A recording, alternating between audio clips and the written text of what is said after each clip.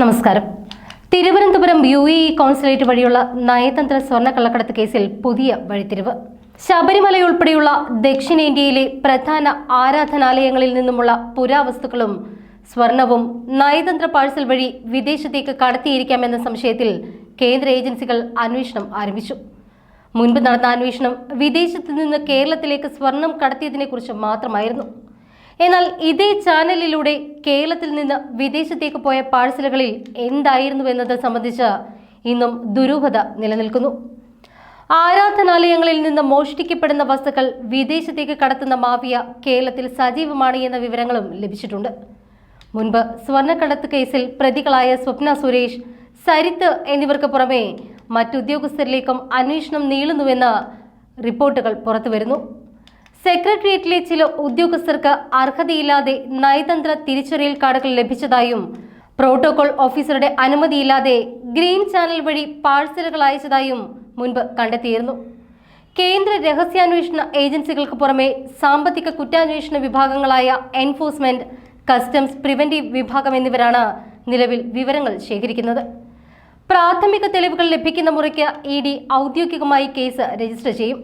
സംസ്ഥാന പ്രോട്ടോകോൾ ഓഫീസറുടെ സീലോ ഒപ്പോ ഇല്ലാത്ത തന്നെ പല സുപ്രധാന പാഴ്സലുകളും വിദേശത്തേക്ക് കടത്തിയിട്ടുണ്ട് എന്ന് അന്വേഷണത്തിൽ വ്യക്തമായിട്ടുണ്ട്. മുൻപ് നടന്ന അന്വേഷണങ്ങളെല്ലാം തന്നെ വിദേശത്ത് നിന്ന് കേരളത്തിലേക്ക് വന്ന നയതന്ത്ര പാഴ്സലുകളെ കുറിച്ചായിരുന്നു. എന്നാൽ കേരളത്തിൽ നിന്ന് തിരിച്ച് വിദേശത്തേക്ക് പോയ പാഴ്സലുകളുടെ ഉള്ളടക്കം പരിശോധിക്കപ്പെട്ടിരുന്നില്ല. ഈ പഴുതുപയോഗിച്ചുകൊണ്ട് ശബരിമലയിലെ പുരാവസ്തുക്കൾ കടത്തിയിരിക്കാമെന്നതാണ് സംശയം. ദക്ഷിണേന്ത്യയിലെ ക്ഷേത്രങ്ങളിൽ നിന്ന് വിഗ്രഹങ്ങളും പൂജാവസ്തുക്കളും മോഷ്ടിച്ച് അന്താരാഷ്ട്ര വിപണിയിലെത്തിക്കുന്ന വലിയൊരു സംഘം സജീവമാണ്. ഈ സംഘത്തിന് നയതന്ത്ര ചാനലുമായി ബന്ധമുണ്ടോ എന്നതാണ് പ്രധാനമായും പരിശോധിക്കുന്നത്. അന്വേഷണ റിപ്പോർട്ടുകൾ പ്രകാരം ഭരണഘടനാപരമായ വലിയ വീഴ്ചകൾ ഈ കേസിൽ നടന്നിട്ടുണ്ട്. സെക്രട്ടേറിയറ്റിലെ ഉന്നത ബന്ധങ്ങളുള്ള ചില ഉദ്യോഗസ്ഥർക്ക് നയതന്ത്ര തിരിച്ചറിയൽ കാർഡുകൾ ലഭിച്ചിരുന്നു. ഇതുപയോഗിച്ച് ഇവർ കോൺസുലേറ്റിലെ പ്രവർത്തനങ്ങളിൽ ഇടപെടുകയും പാഴ്സലുകൾ അയക്കാൻ സഹായിക്കുകയും ചെയ്തു. സീലും ഒപ്പും ഒന്നുമില്ലാതെ അനുമതി നൽകി. സാധാരണയായി നയതന്ത്ര ബാഗേജുകൾ അയക്കാൻ സ്റ്റേറ്റ് പ്രോട്ടോകോൾ ഓഫീസറുടെ കൃത്യമായ അനുമതി പത്രം ആവശ്യമാണ്. എന്നാൽ പലപ്പോഴും അതൊരു പരിശോധനയുമില്ലാതെ ഗ്രീൻ ചാനൽ വഴി ഇവ കടത്തിവിട്ടതായി കസ്റ്റംസ് കണ്ടെത്തി. വിദേശത്തേക്ക് അയച്ച പാഴ്സലുകളുടെ കൃത്യമായ ലിസ്റ്റ് കോൺസുലേറ്റിലോ വിമാന അധികൃതരുടെ പക്കലോ ലഭ്യമല്ലാത്തത് അന്വേഷണത്തെ സങ്കീർണമാക്കുന്നു. കോൺസുലേറ്റിലെ മുൻ ജീവനക്കാരെയും പ്രോട്ടോകോൾ ഓഫീസിൽ അക്കാലത്തുണ്ടായിരുന്ന ഉദ്യോഗസ്ഥരെയും വീണ്ടും ചോദ്യം ചെയ്യും. ഇതോടൊപ്പം നയതന്ത്ര സ്വർണ്ണക്കള്ളക്കടത്ത് കേസ് പ്രതി സ്വപ്ന സുരേഷിൽ നിന്നും കൂടുതൽ വിവരങ്ങൾ തേടിയേക്കും.